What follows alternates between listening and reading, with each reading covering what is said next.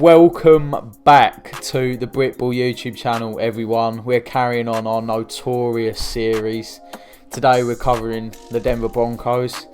Anyone from Colorado, shout out to you. And yeah, we're ready to get into this. Indeed we are.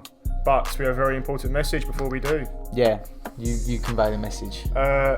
For the third video running, we are now trying to sell ourselves out to all viewers to press the subscribe button because it means the world to us. We just want to do well. But a lot of you view our videos, but you don't subscribe. So please do. If you enjoy it, If you enjoy it, yes, of course. If you don't, if you don't, then we're sorry, not sorry. Yeah, don't leave a hate comment. No, at Miami. Yeah, Miami Dolphins fans. Okay, firstly we have Jeudy, who was my wide receiver one going into last year's draft. He's disappointing he went to the Broncos in my opinion. But yeah, a guy with a great route tree. Some of the routes he's running deep are really sophisticated and he executes them really well. And it is not his fault that Drew Lock decides to just leng something 30 yards over his head. Or sometimes when Jeudy's wide open on a lovely little route where he's fooled the corner, he just lobs it at Noah Fant for no reason. I've seen that a lot of times. But someone who has had a decent rookie year when you apply the Drew Lock tax. He's got 856 receiving yards, not as many touchdowns as he like. And as it says on the screen, rough quarterback play. We'll give him an A. Still a very good player, in my opinion. Yeah, this guy's a deep threat. He's all about the big plays that down the end. I've also written down that Drew Lock isn't a quarterback, so you've got to cut him some slack. But he's 7th in the league amongst the yards per reception. So that tells you that he only makes big plays in games. And his 46% catching means that he also, he only goes to the deep ball. So it's a 50-50 basically. Showing great route ability. He does share some blame for his lack of capability in contested ball wins. That's the only thing you can knock him down for. So yeah, it's just deep ball for it. Noah Fant, tight end. He has definitely shown some first round quality since he's been there. There's been no doubt about that. He has battled through injuries, which is a bit of a shame, but that's just how it is.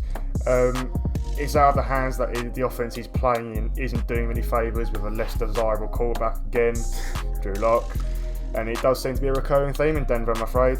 It needs to become consistent week in, week out if he is to hold his value as a first rounder, but he hardly gets targeted because of that donkey they've got him under the centre. I've actually seen when Lock's running around, he either lengs it in the air, like ready for a pick, or he'll just try and launch it at Fant even though he's double teamed. Yeah, he needs a better quarterback to do him any favours. But to be fair, considering the Lock tax, I think he's done very well. To be fair, Right, Bradley Chubb. So this was a tricky one when he was drafted. Everyone was pretty puzzled. Like, how would he fit with Von Miller? He's not going to be productive in the system. But he's now a Pro Bowl level player. 8 sacks last year, 23 tackles. Tackles don't matter. Sacks. And yeah, he was this season. He did have to be the main edge rusher or the main source of pressure because of Von Miller being out and also threatening women. What was he up to in them text messages? I don't know if you've seen them, but they make for great reading. I'll look them up if I were you. A good player and a stud in the defence. That defence, now that they've added secondary help, this is a great defence. If only they had a good quarterback. But yeah, a stud. Yeah, you knew he'd be brilliant overall in his rookie season when the video of Coach Belichick joking that we're picking 31st overall, so you wouldn't fall to us. If Belichick thinks you're good, especially when you're a defensive player, you know you're good. He did miss out his second season through injury, but he bounced back in his third of a Pro Bowl. He remains calm under pressure. He's a dominant force in the league, and he's just going to be a brilliant player to watch in years to come. It's mine, isn't it? Garrett Bowles.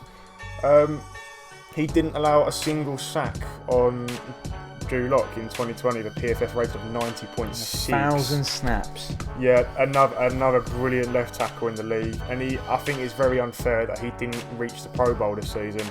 Yeah. Not that it meant much. It was a Madden tournament, but apart from that, he did have an issue of penalties throughout his career in Denver, and he's addressed them somewhat, although seven is still quite rough. 7 is quite rough. So he's very good at defending Locke, but sometimes does do so illegally.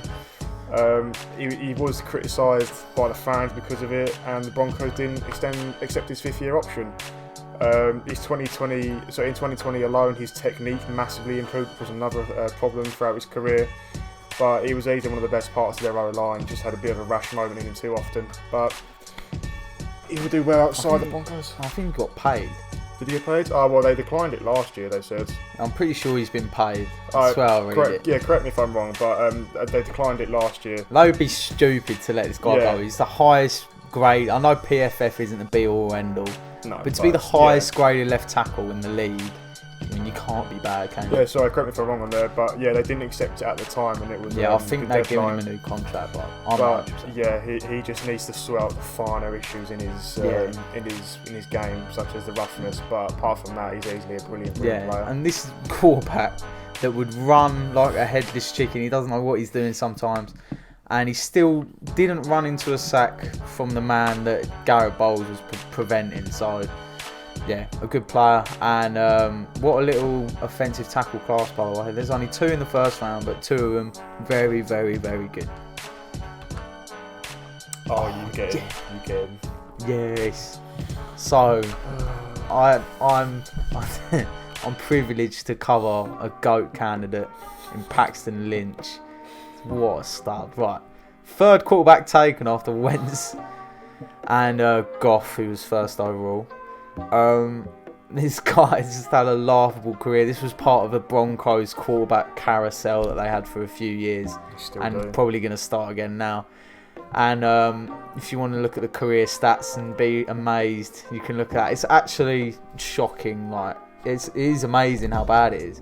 4 starts, 4 picks, 4 touchdowns. I mean, 4 touchdowns. It's just a guy who couldn't adapt to the league straight up. And it wasn't even like a Jamarcus Russell level implosion. He wasn't massively fat. He wasn't someone that would like flout practicing or anything, but just someone who didn't work. And we'll give him an F. Yeah, considering the Broncos went from Peyton Manning to this is quite the downfall. When he was drafted, he was a mixture of a starter and a backup in 2017, and injuries limited him heavily throughout the rest of the season. I think that's probably when he only played his 4 games in his first season. I think the Broncos got a bit impatient seeing what they literally had the season before in Peyton Manning to go from to this.